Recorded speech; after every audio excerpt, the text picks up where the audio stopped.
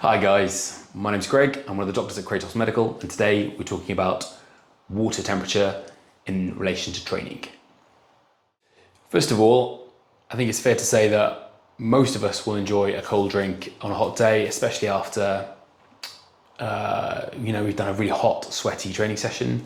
And it's fair to say that generally speaking, most people will opt for a cold beverage during their training session.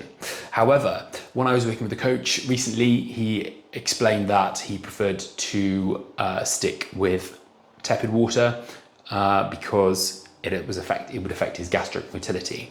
So I decided to have a look into water temperature in relation to training, see if that had any basis in scientific facts, or whether or not it's just another bro science fact that's been handed down from person to person in gyms.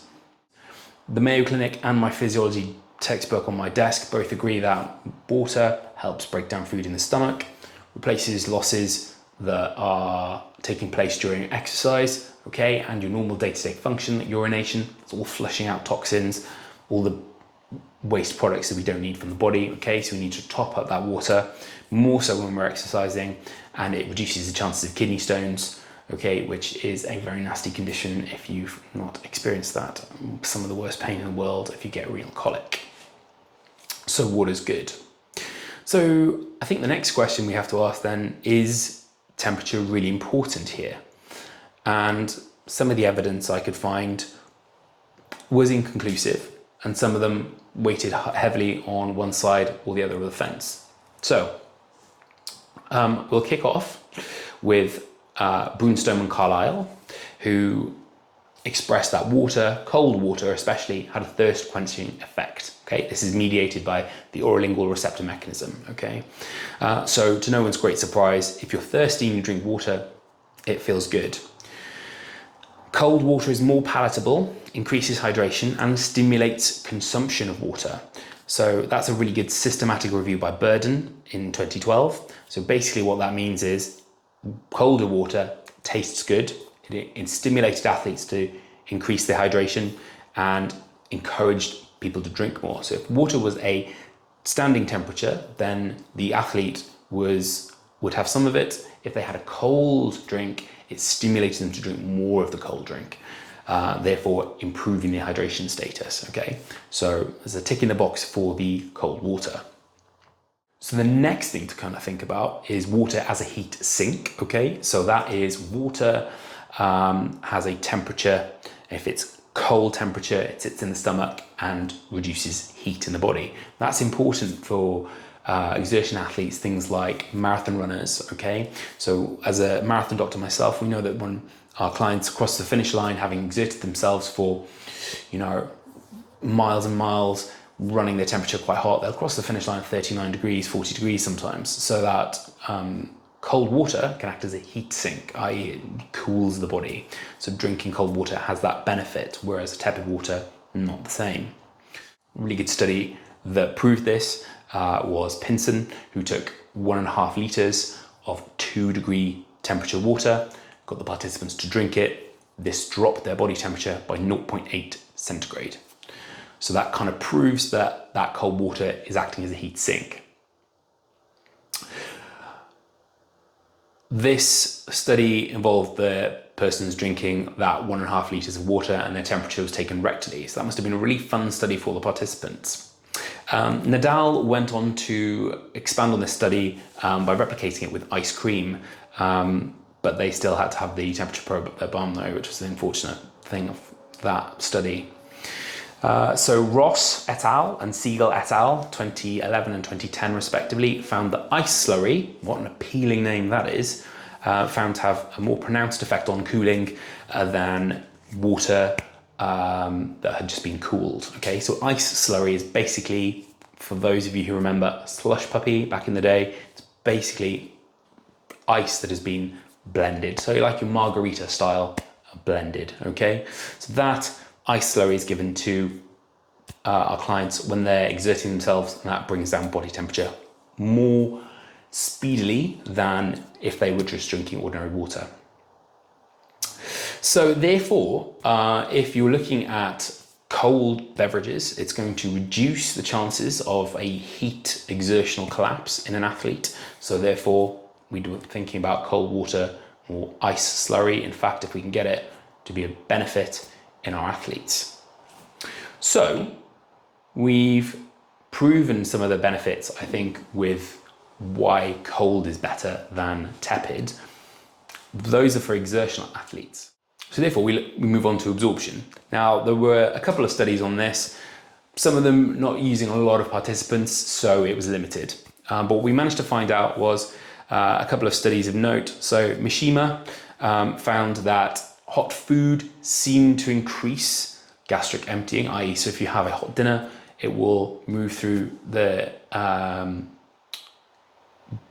stomach and the duodenum faster than if it was a cold meal. But having a cold meal had no effect on the gastric motility. That was a study of 25 participants, so not the most robust evidence. MacArthur and Feldman, they had an interesting study where they took a NG tube and used hot coffee and ice cold drinks. So basically an NG tube, for those of you not in the medical profession, is a tube that is inserted through the nose down into the antrum of the stomach. So it's in the stomach itself. So therefore we're bypassing any possible cooling that's gone on down the way, and we're infusing hot coffee or ice cold beverages directly into the stomach. Now, this study had 58 participants and showed no difference between heat and cold temperature affecting gastric motility. Love, 1966, found a reduction in sodium and water after the duodenum. So that's part of the small bowel, the transition between the stomach to the small bowel. However, they theorized that a very small amount of either very hot or very cold fluid would reach the duodenum without, for example, an NG tube, which we just talked about. So it's unlikely to be of any significance. Fujihara in 2019 found there was a reduced energy uptake in patients who were given a caloric feed of a lower temperature, okay? But to bear in mind, this only had 11 participants, and we're not really sure if this was related to gastric motility. Okay, moving on. De Jong in 1972 showed that hot coffee ingested at either 50 or 70 degrees cooled to about 40 or 50 degrees by the time it reached the lower esophagus. So the significance of that is actually when we're taking a very, very hot beverage or very, very cold beverage, it's impacting on the oral receptors in the tongue, okay, and the temperature receptors in our tongue and throat. But by the time it's reached our esophagus, and by the time it's reached our stomach, it's undergone quite a rapid cooling effect. So by the time it's reached the stomach, it's already vastly different temperature to what you're putting in your mouth.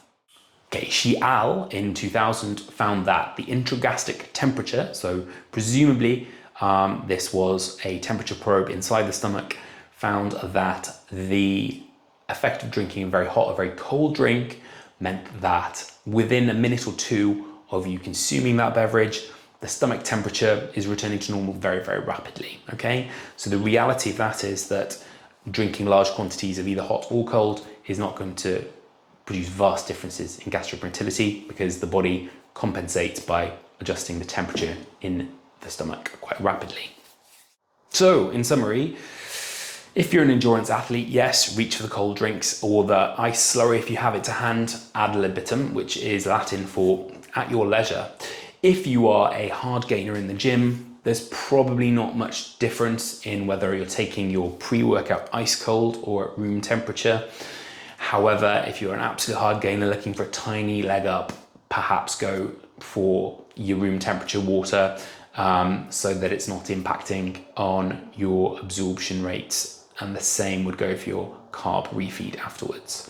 I think, however, though, really the data suggests that there's very little in it, and actually you're better off going for something that's going to make you feel good and drink it, which is probably going to be cold. And that's going to be where the benefit is at in terms of thirst quenching and hydration. Okay, so thanks guys. If you like this, hit like and subscribe for future podcasts. You can follow us on Instagram, kratosmedical, or myself, James, that gym guy, or you can follow us on TikTok, again, kratosmedical. Thanks guys, have a great day, and we'll see you next time.